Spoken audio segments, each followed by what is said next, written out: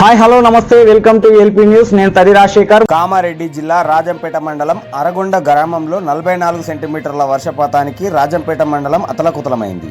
మండలంలో జరిగిన ఆస్తి నష్టం, ప్రాణ నష్టం మరియు చేపడుతున్న సహాయక కార్యక్రమాల గురించి రాజంపేట మండల తహసీల్దార్ జానకి వివరాలను మీడియాకు తెలియజేశారు. ఆగస్టు 26 రాత్రి కురిసిన వర్షాలలో 27 నాడు జరిగిన నష్టంని దృష్టిలో ఉంచుకొని చెప్పేది ఏమనగా, రాజంపేట మండలంలో హౌసెస్ 53 హౌసెస్ డ్యామేజ్ కావడం జరిగింది. అలాగే 56 పశువులు నష్టం జరిగింది. 37 ఆవులు, 13 గేదెలు, 6 మేకలు. అదేవిధంగా హౌసెస్ ఒక 19 హౌసెస్ కూడా మనకి ఇల్లు మునిగిపోవడం జరిగింది. వాళ్ళందరికీ కూడా మేము రిలీఫ్ సెంటర్స్ పెట్టాము. రిలీఫ్ సెంటర్లో ఒక 70 మందికి మేము వాళ్ళని సేఫ్గా ఉంచడం కూడా జరిగింది. 21 మెంబర్స్ని SDRF దళాలను కూడా పిలిపించాము. వాళ్ళు కూడా ఇప్పటివరకు మన మండలంలోనే ఉన్నారు. ఇప్పటివరకు ఎలాంటి అవాంఛనీయ సంఘటనలు జరగలేదు. కానీ ఒక హ్యూమన్ లాస్ జరిగింది. వాళ్ళ ఇంట్లోకి వాటర్ రావడంతో ఒక వ్యక్తి గోడను పగలగొట్టపోయి ఆ గోడ తనపై పడడంతో ఆ వ్యక్తి మరణించడం జరిగింది. మిగతా అంతా కూడా అంత పీస్ఫుల్గానే ఉంది. ఇప్పుడు మొత్తం రాజంపేట మండలం అంతా కూడా పీస్ఫుల్గా ఉంది. రిలీఫ్ కేంద్రాలు ఎన్ని ఎక్కడెక్కడ పెట్టారు? రిలీఫ్ కేంద్రాలు రాజంపేట అండ్ కొండూరులో పెట్టాము, మరియు ఒకటి మన గుండారంలో కూడా పెట్టాము.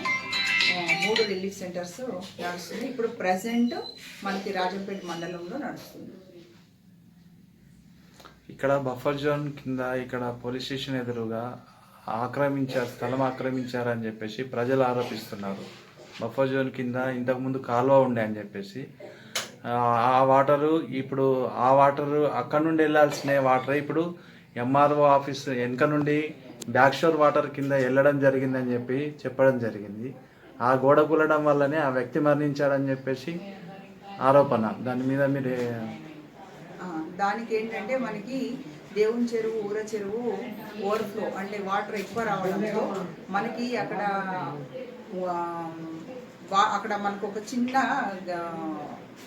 నీరు ఎక్కువ అయిపోయి మనకి ఊర్లోకి వచ్చి ప్రజలకి నష్టం జరగవద్దు అనే ఉద్దేశంతో MRO ఆఫీస్ దగ్గర ఉన్న గోడను తీసివేయడం జరిగింది. దాంతో ఆ వాటర్ మొత్తం కూడా ఊర్లోకి వెళ్ళకుండా ఊరు బయట నుండి శ్మశాన వాటిక నుండి అక్కడ కిందికి వెళ్ళిపోయినాయి.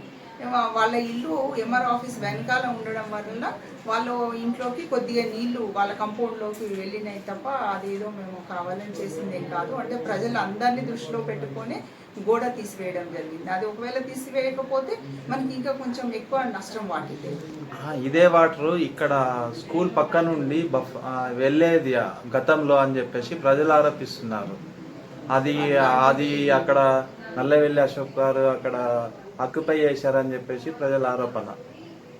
అక్కడ ఇంతకుముందు గతంలో కూడా కాలువ నుండి అక్కడ నుంచి వెళ్ళి ఊర చెరువుకు సంబంధించిన నీళ్లు వెళ్ళేవి. ఆ నీళ్ళే ఇక్కడ బ్యాక్ షోర్ వాటర్ కింద ఇక్కడ నుంచి వెళ్ళాయని చెప్పేసి అంటున్నారు. దానిపై మీ చర్యలు తీసుకుంటాము. అది నా దృష్టికి రాలేదు. ఇప్పుడు మీరు అన్నారు, మీడియా ముఖంగా ఇప్పుడు మీ దృష్టికి తీసుకొచ్చాను. మీరు మీడియా ముఖంగా నా దృష్టికి తీసుకొచ్చారు. నేను ఇరిగేషన్ అండ్ మా రెవెన్యూ సిబ్బంది దాని మీద త్వరలో మేము కూడా సర్వే చేసి అదేంటి ఎవరు ఆక్యుపై చేశారు అనేది చూసి మేము కలెక్టర్ గారికి రిపోర్టు ఇవ్వడం జరుగుతుంది.